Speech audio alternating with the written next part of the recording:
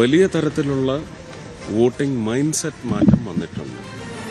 ഞങ്ങളുടെ സ്പെക്യുലേഷനും കാൽക്കുലേഷനും എല്ലാം അതിൽ തന്നെ. വികസനോന്മുഖമായ പ്രചരണം എന്ന് പറയുന്നത് ഞങ്ങളുടെ ഇലക്ഷനിൽ എല്ലാവരും ചെയ്യുന്നത് പോലെ തന്നെ ചെയ്തതാണ്. പക്ഷേ ജനങ്ങൾക്ക് ആ നോട്ടം വന്നിരിക്കുന്നു. ആ നിലയ്ക്ക് ഉറപ്പായിട്ടും മോദി സർക്കാരിൻ്റെ രാജ്യമെമ്പാടുമുള്ള, ഇനി രാജ്യത്തിന് പുറത്ത് തന്നെ ഭാരതത്തിന് ഇന്ന് ലഭിക്കുന്ന യശസ് എന്ന് പറയുന്നത് ഉറപ്പായിട്ടും ജനങ്ങളുടെ ഹൃദയത്തിലുണ്ട്. അതിൻ്റെ പ്രതിഫലനം ഉറപ്പായിട്ടും തദ്ദേശ ഭരണ തെരഞ്ഞെടുപ്പിലുണ്ടാകും. കാരണം അടിസ്ഥാനപരമായ വികസനത്തിന് വേണ്ടുന്ന ഒരു ഡിസൈൻ, അതിൻ്റെ ഇംപ്ലിമെൻറ്റേഷൻ അതിന്ന് ഭാരതീയ ജനതാ പാർട്ടി നയിക്കുന്ന NDA സഖ്യത്തിൻ്റെ ഭരണത്തിലൂടെ മാത്രമാണ് സാധ്യമാവുന്നതെന്ന ഒരു ചിത്രം, കൽപ്പന, സ്വപ്നം എല്ലാം ജനങ്ങളിലുണ്ട്. അത് സാക്ഷാത്കരിക്കപ്പെടുന്ന രീതിയിൽ കേരളം എന്ന് ഞാൻ എടുത്തു പറയുന്നത് ഇവിടുത്തെ രാഷ്ട്രീയ കാലാവസ്ഥ കൊണ്ടാണ്. പക്ഷേ ആ രാഷ്ട്രീയ കാലാവസ്ഥയ്ക്ക് പുറത്തേക്ക് ജനങ്ങൾ രാഷ്ട്ര കാലാവസ്ഥയ്ക്ക് വേണ്ടി വന്നിരിക്കുന്നു എന്നുള്ളത് തന്നെയാണ്. അതുകൊണ്ടാണ് നമുക്ക് എണ്ണമോ അല്ലെങ്കിൽ ഉറപ്പിച്ച് നമ്മുടെ ആത്മവിശ്വാസമാണോ ആ ഉറപ്പാണ് പറയുന്നത്. പക്ഷെ ജനങ്ങൾ നിശ്ചയിക്കട്ടെ. തിരുവനന്തപുരം നഗരസഭയിൽ കേവല ഭൂരിപക്ഷം ഉണ്ടാവുമോ? എങ്ങനെയാണ് ഏറ്റവും തിരുവനന്തപുരം നഗരസഭയിൽ BJPക്ക് കേവല ഭൂരിപക്ഷം നേടാൻ സാധിക്കുമെന്നാണോ വിലയിരുത്തൽ? എങ്ങനെയാണ്? കേവല ഭൂരിപക്ഷമാണോ നല്ല ഭൂരിപക്ഷമാണോ അത് ജനങ്ങളെന്ന് തീരുമാനിക്കും. ഞങ്ങൾക്ക് ആത്മവിശ്വാസമുണ്ട്. ഒളിമ്പിക്സ് കേരളത്തിലല്ല കൊണ്ടുവരുന്നത്. കേരളത്തിലേക്ക് ഒരു ഇവന്റ് കിട്ടിയാൽ മതി. പറഞ്ഞാൽ മനസ്സിലായില്ലേ? അതങ്ങനെയാണ് ഒളിമ്പിക്സ് എല്ലാ രാജ്യങ്ങളിലും നടക്കുന്നത്. ഇന്ത്യയിൽ എന്തുകൊണ്ടാണ് രാജീവ് ചന്ദ്രശേഖർ അങ്ങനെ പറഞ്ഞത്? കേരളത്തിനൊരു സ്പോർട്സ് ഇൻഫ്രാസ്ട്രക്ചർ എന്ന് പറയുന്നത് ശ്രദ്ധയിലുണ്ടോ? കൊല്ലത്തെ സ്റ്റേഡിയം കിടക്കുന്ന കിടപ്പെന്താണ്? ഇവിടെ ഇന്നിപ്പോൾ അദ്ദേഹം തന്നെ നടത്തിയ ഒരു കോൺക്ലേവിൽ കഴിഞ്ഞ ദിവസങ്ങളിൽ നടന്നപ്പോൾ ഒരു സ്പോർട്സ് പേഴ്സൺ, ഒരു സീനിയർ അല്ല, എനിക്ക് തോന്നുന്നൊരു 32-35 വയസ്സുള്ള ഒരു വനിതയാണ് വന്നിരുന്ന് പറഞ്ഞത്, സ്പോർട്സ് ഓപ്പർച്യൂണിറ്റീസ് കേരളത്തിലിരുന്നുകൊണ്ടാണ് പറഞ്ഞത്, ലാക്കിങ്സ്. അപ്പോൾ അതിൽ നിന്ന് സർജ് വരേണ്ടത് ഭരണതലത്തിൽ തന്നെയാണ്. സെൻട്രൽ സ്റ്റേഡിയത്തിൻ്റെ അവസ്ഥയെക്കുറിച്ച് പറഞ്ഞു. ഒരു പൊളിറ്റിക്കൽ എക്സസൈസ് അവിടെ നടക്കുന്നതിന് ശേഷം ഉറപ്പായിട്ടും ട്രെയിനിങ്ങിനും പ്രാക്ടീസിനും അനുവദിക്കപ്പെട്ടിരിക്കുന്ന ഒരു മേഖലയിൽ ഇതേ രാഷ്ട്രീയക്കാർ, വികസനത്തിന് വേണ്ടി ശബ്ദമുയർത്തുന്ന രാഷ്ട്രീയക്കാർ എന്തുകൊണ്ട് അടുത്ത ദിവസം അത് ഒഴിച്ചിട്ട് കൊടുക്കുന്നില്ല? പക്ഷേ രാജ്യത്തിനൊരു ഒളിമ്പിക്സ് രാജ്യത്തിന് പോലും കിട്ടിയിട്ടില്ല എന്നതൊരു പ്രശ്നമാണ്. അങ്ങനല്ലേ? ഇനി അങ്ങോട്ടുള്ള രാജ്യങ്ങൾക്ക് എത്ര പേർക്ക് കിട്ടി? അങ്ങനെയാണോ? ഫിഫ ആയാലും ഓരോ രാജ്യങ്ങളും അവരുടെ കരുത്ത് വ്യക്തമാക്കി അറിയിക്കും, ഞങ്ങൾക്ക് ഇന്ന കമ്പോണൻസ് ഉണ്ട്.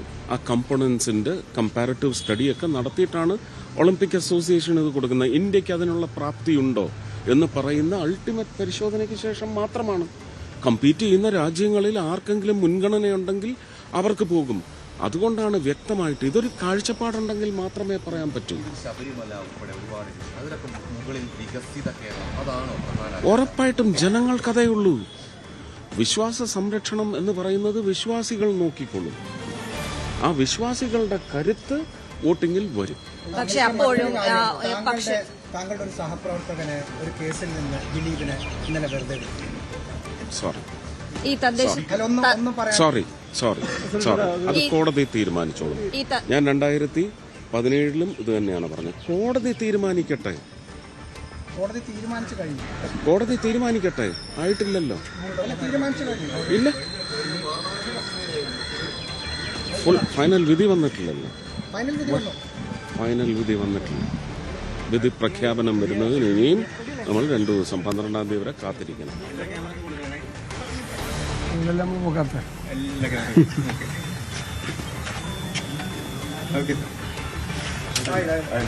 ആയില്ലേ?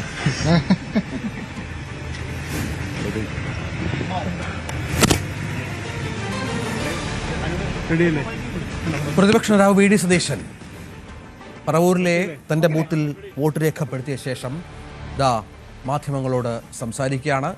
വലിയ ആത്മവിശ്വാസമുണ്ട് മുഖത്ത്. താൻ വോട്ട് ചെയ്ത വിരൽ ഉയർത്തി കാട്ടി. ഐതിഹാസികമായൊരു തിരിച്ചുവരവ് UDF ഉണ്ടാവും ഈ തെരഞ്ഞെടുപ്പിൽ. ഞാൻ ഇന്നലെ 14 ജില്ലകളിലും പര്യടനം പൂർത്തിയാക്കിയതാണ്. കാസർഗോഡ് മുതൽ തിരുവനന്തപുരം വരെയുള്ള മുഴുവൻ ജില്ലകളിലും വളരെ ആവേശത്തോടു കൂടിയാണ് UDF പ്രവർത്തകരെല്ലാം. ജനങ്ങൾ UDF തിരിച്ചുവരവിന് വേണ്ടി കാത്തിരിക്കുകയാണ്. 2 പ്രധാനപ്പെട്ട കാര്യങ്ങളാണ് ഈ തെരഞ്ഞെടുപ്പ് വിജയത്തിന്റെ പ്രധാന കാരണങ്ങളാകാൻ പോകുന്നത്. ഒന്ന്, സർക്കാരിനെതിരായ അതിശക്തമായ ഒരു ജനവികാരമുണ്ട്. ശബരിമല ഉൾപ്പെടെയുള്ള വിഷയങ്ങൾ ആളുകളെ അമ്പരപ്പിച്ച് നിർത്തിയാണ്. ശബരിമലയിൽ ശ്രീധർമ്മശാസ്താവിന്റെ ശ്രീകോവിലിൽ നടന്ന സ്വർണ്ണമോഷണം ഉന്നതരായ CPM നേതാക്കൾ അതിൽ പങ്കാളികളാണ്. ആളുകളെ അമ്പരപ്പിച്ചത് അവർക്കെതിരായ ഒരു നടപടി പോലും CPM എടുത്തിട്ടില്ല. അവരിപ്പോഴും പ്രൊട്ടക്ട് ചെയ്യാണ്. ME ഗോവിന്ദൻ പാർട്ടി സെക്രട്ടറിയുടെ വാക്കുകളിൽ ഈ അയ്യപ്പന്റെ സ്വർണം കവർന്നതിന് ജയിലിൽ പോയ ആളുകളെ ഇപ്പോഴും സംരക്ഷിക്കുകയാണ്. ഗവൺമെന്റ് അതിന് കൊടപിടിച്ചു കൊടുക്കുകയാണ്. അവസാന ഘട്ടത്തിൽ ചില ഉന്നതരായ നേതാക്കളിലേക്ക് കൂടി അന്വേഷണം പോകേണ്ടതായിരുന്നു. പക്ഷേ SITയുടെ മീതെ SIT നന്നായിട്ടാണ് അന്വേഷണം നടത്തുന്നത്, എനിക്ക് പരാതിയൊന്നുമില്ല. പക്ഷെ അവരുടെ മീതെ മുഖ്യമന്ത്രിയുടെ ഓഫീസിൽ നിന്ന് അതിശക്തമായ സമ്മർദ്ദമുണ്ടായി. കുറച്ച് ദിവസം കൊണ്ട് നീട്ടിവെക്കാം. ഇത് കഴിയുമ്പോൾ പ്രധാനപ്പെട്ട നേതാക്കളെ കൂടി ചോദ്യം ചെയ്യുകയും അറസ്റ്റ് ചെയ്യേണ്ട സ്ഥിതിയിലേക്ക് വരും. പക്ഷെ തെരഞ്ഞെടുപ്പ് കാലത്ത് അതൊരു പ്രശ്നമാകാതിരിക്കാനുള്ള സമ്മർദ്ദം മുഖ്യമന്ത്രിയുടെ ഭാഗത്ത്. എങ്കിലും കേരളത്തിലെ ഭക്തജനങ്ങൾ മാത്രമല്ല, കേരളം മുഴുവൻ ഇത്തരം കാര്യത്തിലുള്ള അതിശക്തമായ പ്രതിഷേധങ്ങൾ. ജനങ്ങൾക്കെതിരായി UDF അവതരിപ്പിച്ച കുറ്റപത്രം ഗൗരവതരമായി ചർച്ച ചെയ്യപ്പെടുന്നുണ്ട്.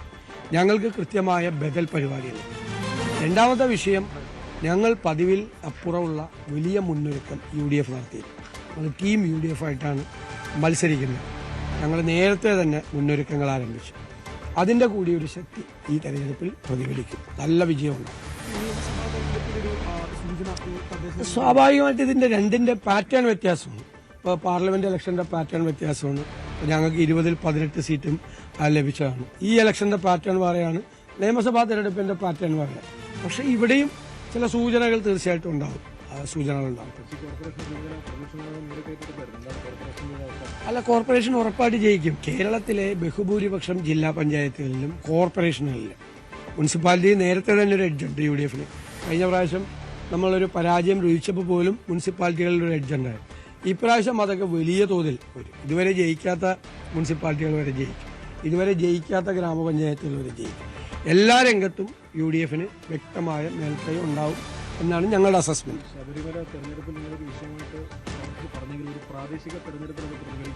അല്ല, തീർച്ചയായും അത് ജനങ്ങളെ ബാധിക്കുന്ന വിഷയമാണ്. കാരണം രാഷ്ട്രീയ പാർട്ടികളുടെ സ്ഥാനാർത്ഥികളല്ലേ മത്സരിക്കുന്നത്. തീർച്ചയായിട്ടും അതൊരു വിഷയം തന്നെയാണ്. ഉറപ്പായിട്ടും അതൊരു വിഷയമാണ്. വിഷയം അല്ലാതെ പോകുന്ന എങ്ങനെ? ഞങ്ങളെ ബാധിക്കില്ല എന്ന് മാത്രമല്ല, അവിടെയും പ്രതിരോധത്തിലായത് CPM ആണ്.